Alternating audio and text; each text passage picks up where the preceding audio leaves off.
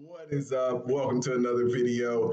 So this one is cool. I love getting to your questions. Obviously, when my partners send me a question, those take a little more precedent. This was actually sent a couple of weeks ago, and it was one of those that's actually so big. If I want to answer it properly, I feel like it's a really, really big answer. And so I was like, I'll get to this, I'll answer it eventually.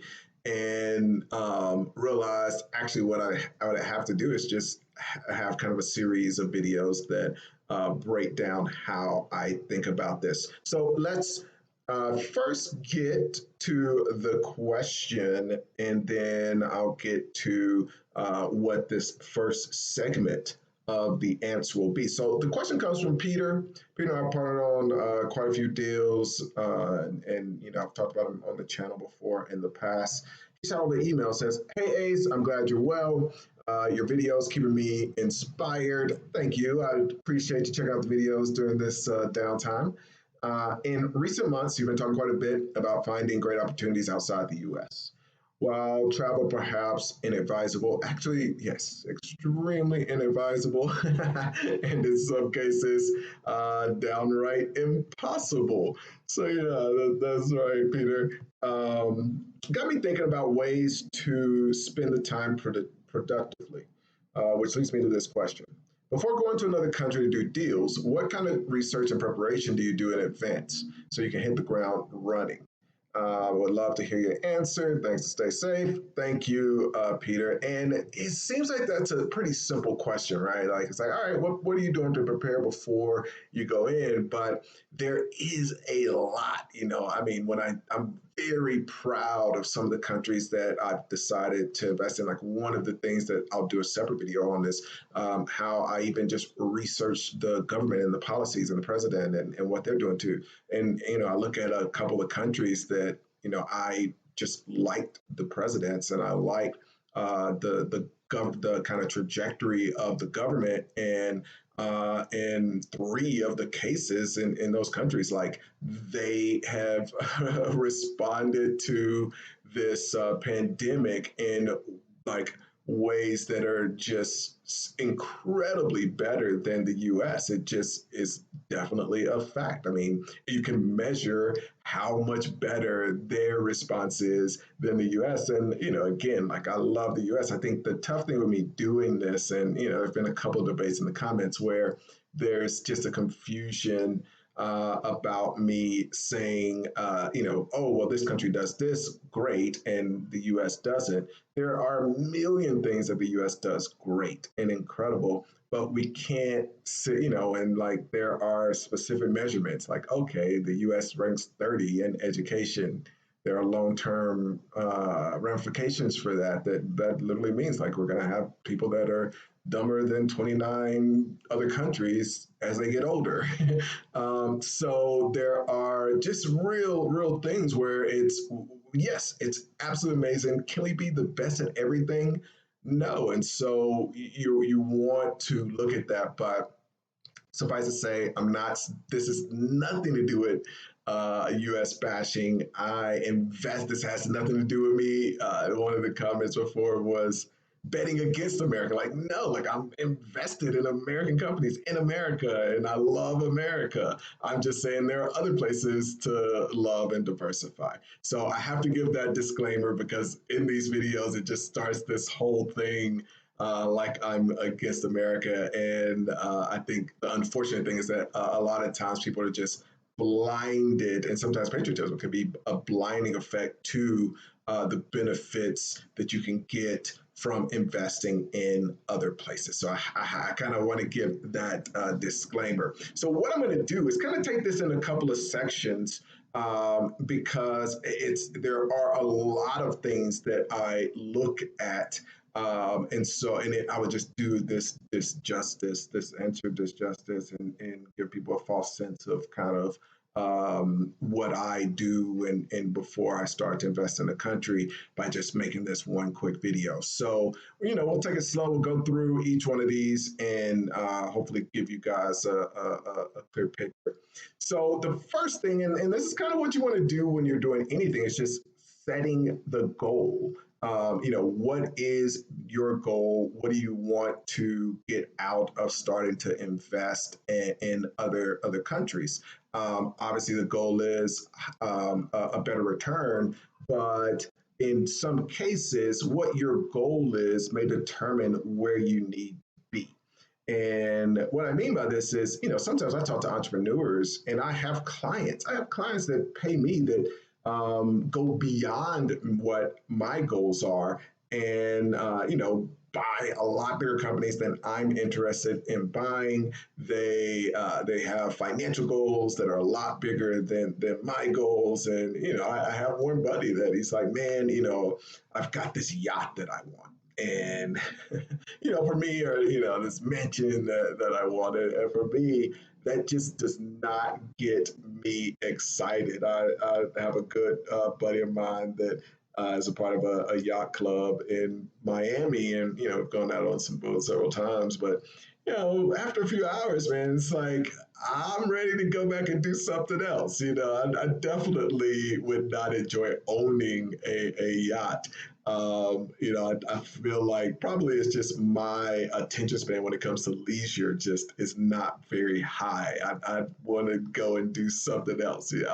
When I go I wish that you could only play like 6 holes in golf. Like by the 6th hole, I'm like, okay, it's time. I gotta go. I gotta go do something else. And I love it. Like it's fun for those 6 holes, but even 9, let alone the guys that go out and play 18, it's just by the ninth, I'm like, oh my god, okay. Like I had to struggle through those last couple just because like I'm thinking of the other thing that I want to go do, or this work thing, and so I'm in a position where I enjoy working, but it's not my goal to accumulate 20, 30, 40 million dollars. That's just not my goal. It may happen because of just happenstance. I'm excited about the company that we're taking public, and we're taking that public at 25 million. I have a good portion of that. If that grows, it could be a very big deal. It's also just an exciting thing just to be a CEO of a public company. So for me, a lot of the enjoyment in that process has just been maneuvering through the process and learning how this works and actually being the CEO of a public company. That's where I get my enjoyment. And so I break that down to say that sometimes your goal may be big to the point that it's going to limit the number of countries and which countries that you can invest in. Your goal is to become worth $100 million, I wouldn't invest in a country like Dominican Republic. If your goal is to generate passive income and have that passive income make $100,000 a year for you, then you're in the sweet spot of being able to go into even a small country and find the right investments that will generate that kind of return for you. So, if you're that $100 million person, then you may be, stock dealing in the places like the Hong Kongs and the Englands, or, just Londons and financial centers of the world. So that's where you want to start with just creating your goal. So, this also, I figured I would share with you guys some of the things that I think about when it comes to my goal.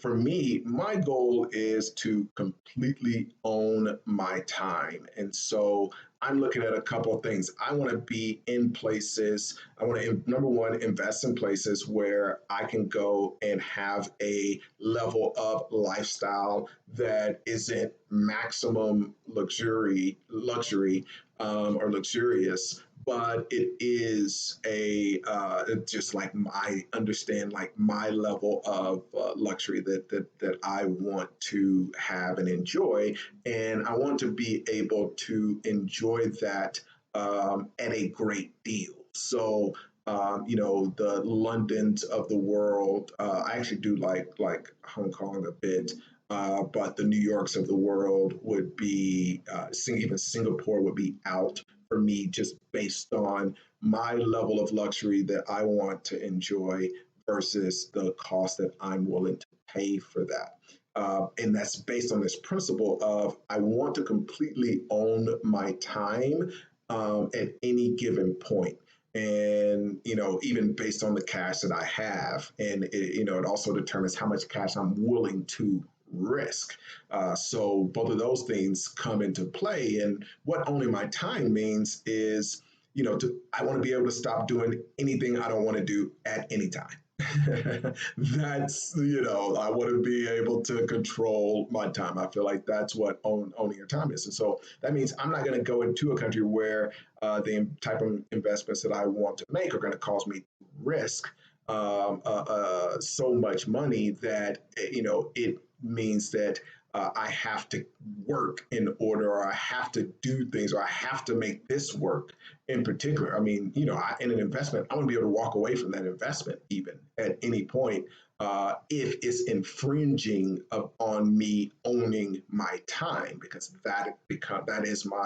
um, that is my number one goal. And if you guys have listened to my videos, I'm very adamant about the fact that we're taught from a young age not to value our time. The amount of time we spend learning things that are completely pointless in life is ridiculous. And I'm at the opposite end of that. I feel like our time is the only asset. Like, it literally is the only asset.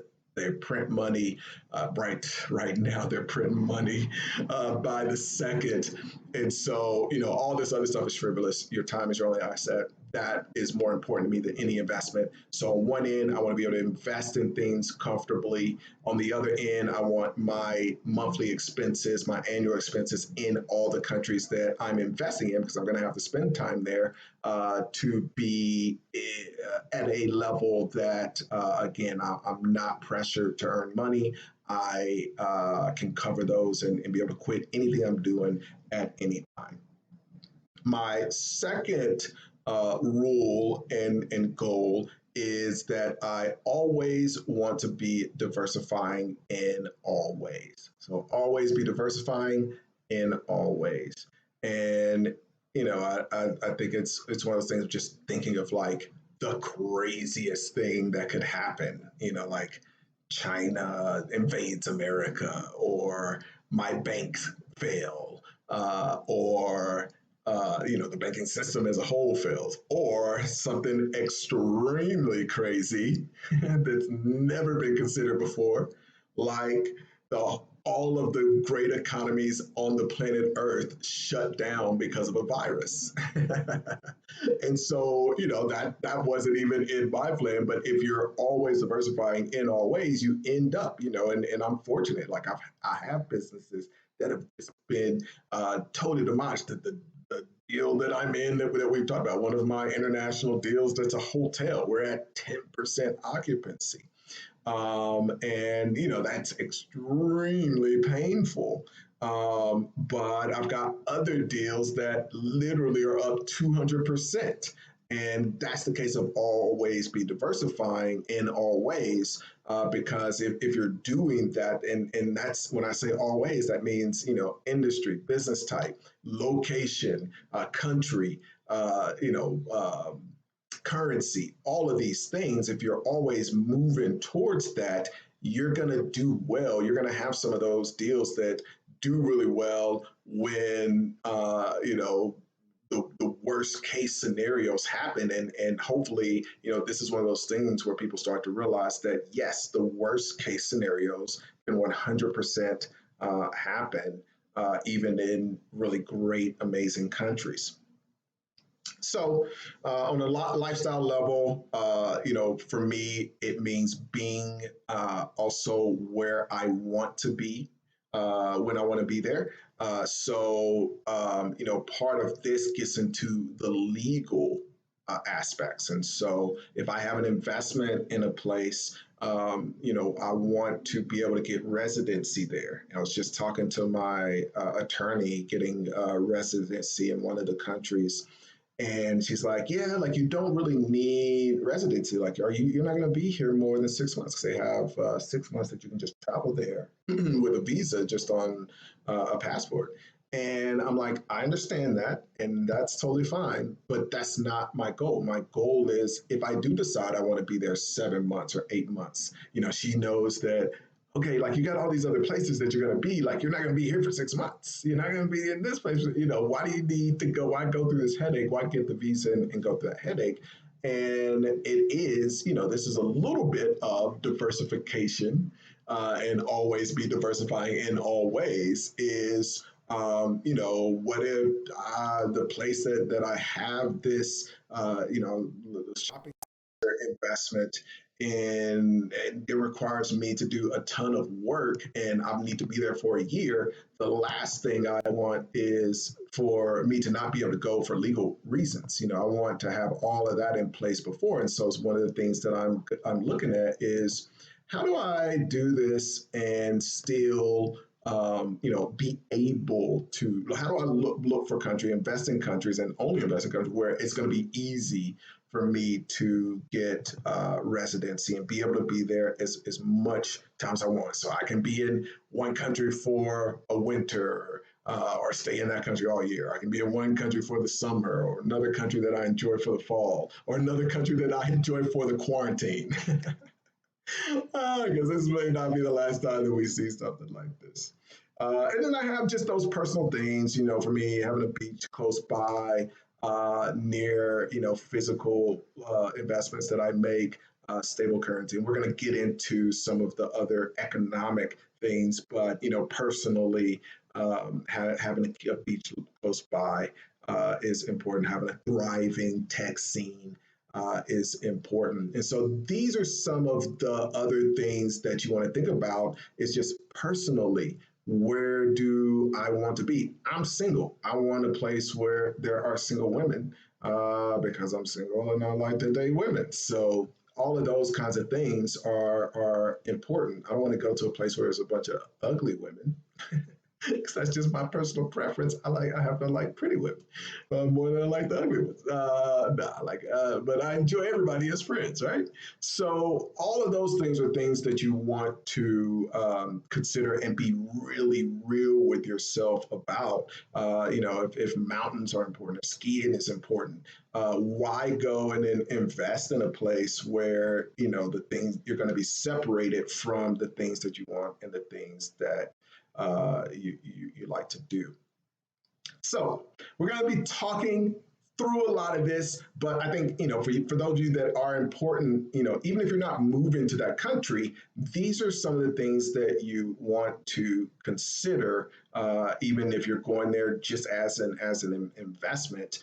And to make investment and get a really great return. And then outside of that, understanding what are my financial goals and is this country going to be able to help me actually reach the financial goals that I have. And probably the most important from all of this video and just the situation that the whole earth is in right now is one of the most important things is to always be diversifying in all ways.